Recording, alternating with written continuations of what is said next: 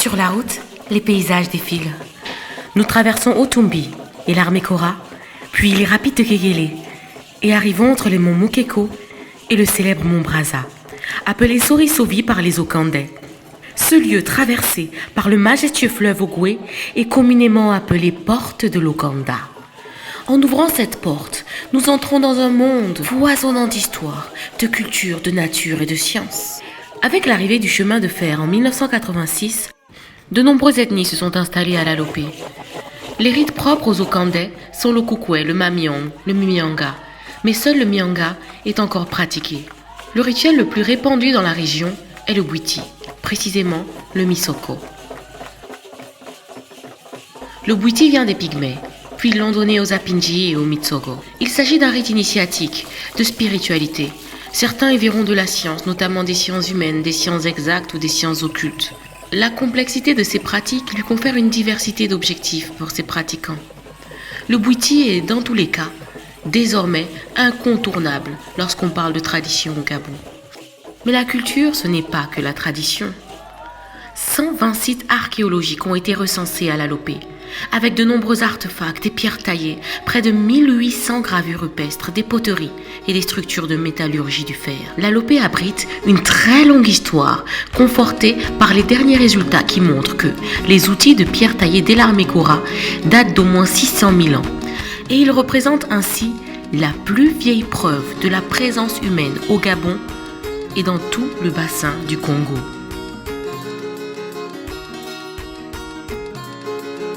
Puis, il y a eu ces pics bipointes, de l'âge de la pierre moyen datant de plus de 100 000 ans. De très grandes pointes de flèches datant de 50 000 ans, de l'âge de pierre récent. Et c'est à partir du néolithique, il y a 4 000 ans, que l'on voit apparaître les premières poteries et haches polies. Plus récemment, il y a environ 2000 ans, les hommes de l'âge du fer ont laissé des traces sur les roches. Les remarquables gravures rupestres de Congo-Bumba.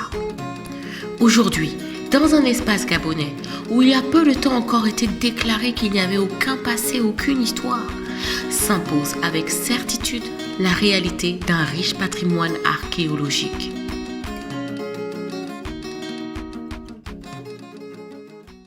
Alors, nous sommes sur le site de l'OP6, qui est un site qui a été découvert dans les années 80.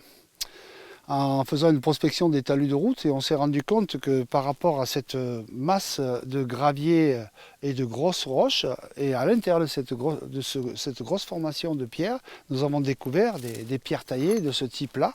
Voilà une grosse pierre taillée qui est un pic bipointe, presque bifacial, de part et d'autre, où on voit les plans d'enlèvement, les plans de frappe qui ont permis justement de sortir des éclats.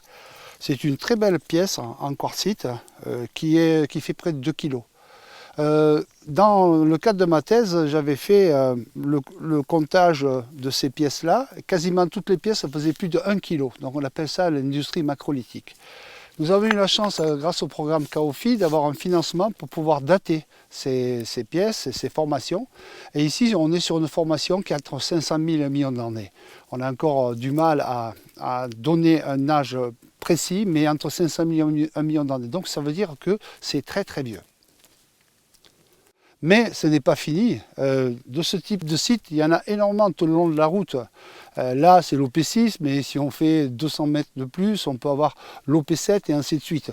Alors, ces sites-là qui ont permis justement au site du patrimoine mondial d'avoir le label site mixte nature-culture. Et la culture, c'est toute l'archéologie de cette région d'Afrique centrale, puisque c'est la région d'Afrique centrale où on a le plus grand nombre de sites.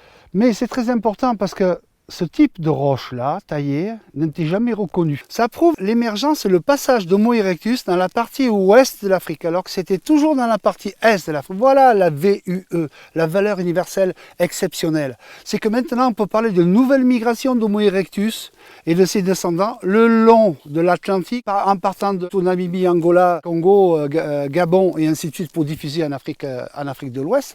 C'est la deuxième voie d'immigration, c'est là où vraiment c'est la valeur universelle de ce site et qui est exceptionnel parce qu'on disait toujours que l'homme est passé de l'autre côté de l'Afrique pour peupler le monde nouveau ou l'Eurasie. Mais il est aussi passé par cette partie-là et il est passé par l'Alopé.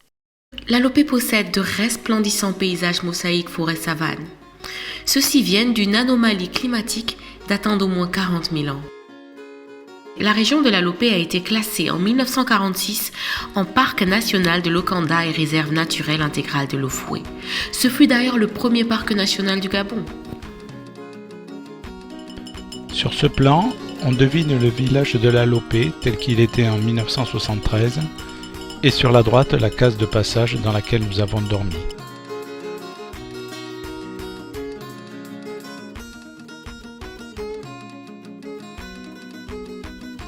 En 1983, deux chercheurs, Caroline Tutin et Michel Fernandez, du CIRMF, Centre international de recherche médicale de Franceville, ont fondé la station de recherche de la Lopé avec pour objectif d'étudier les chimpanzés et les gorilles dans leur milieu naturel.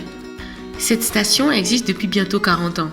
Depuis 2014, elle est gérée par l'Agence nationale des parcs nationaux. Avec plus de 300 articles scientifiques, 6 livres et 33 thèses de doctorat, elle est devenue une référence internationale pour les chercheurs en écologie tropicale.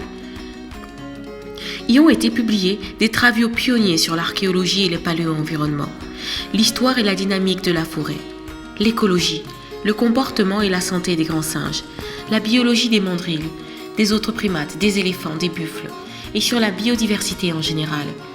De nombreuses nouvelles espèces de plantes et d'animaux ont été décrites par la science à partir de collectes effectuées à la Lopé. Elle a vu naître en son sein une partie de l'histoire de la préservation et de la conservation de la nature au Gabon. Depuis 1986, des données sur l'écologie forestière, telles que la phénologie, étude de la productivité des plantes, sont collectées et analysées dans ce parc national. La diversité des études menées par des chercheurs du CIRMS, de l'ANPN ou des universités gabonaises et internationales a construit la renommée régionale et internationale de la station de recherche. La dernière œuvre remarquable de la SEGC est la mise en place d'un protocole de suivi des pangolins, l'espèce la plus menacée au monde. Les 36 années de données ininterrompues sur la pluviométrie, les températures journalières, les circuits phénologiques, de plus de 1000 arbres de 60 espèces différentes sont utilisés pour mieux comprendre les changements climatiques. Cette base de données gigantesque a révélé que les températures basses de la saison sèche déclenchent la floraison d'environ 20% des espèces d'arbres, dont les fruits sont généralement consommés par les gorilles et les chimpanzés.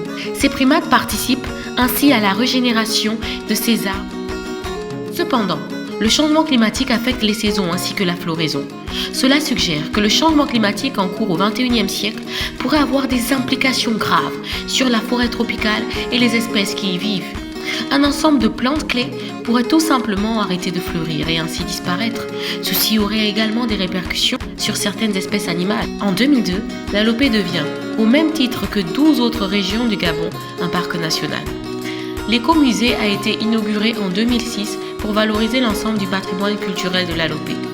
Il nous raconte la Lopé à travers les grands âges de la préhistoire avec ses nombreux objets traditionnels. Depuis 2007, le parc national de la Lopé est également classé au patrimoine mondial site mixte nature-culture. Seuls 39 autres sites ont ce label dans le monde. Site mixte nature-culture veut tout simplement dire que la Lopé a des valeurs exceptionnelles d'un point de vue naturel, mais aussi des valeurs exceptionnelles d'un point de vue culturel. La Lopé a un très fort taux d'endémisme, ce qui veut dire que de nombreuses espèces de la Lopé ne se trouvent qu'à la Lopé.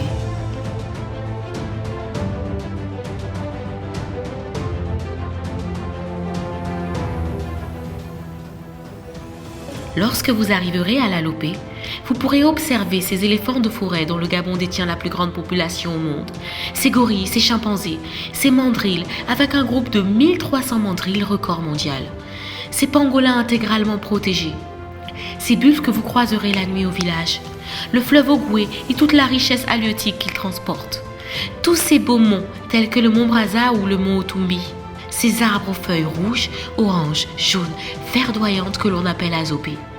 Tout cela vous émerveillera lorsque vous prendrez le train ou la voiture pour aller visiter le parc national de la Lopé, classé par l'UNESCO, site mixte nature-culture du patrimoine mondial de l'UNESCO.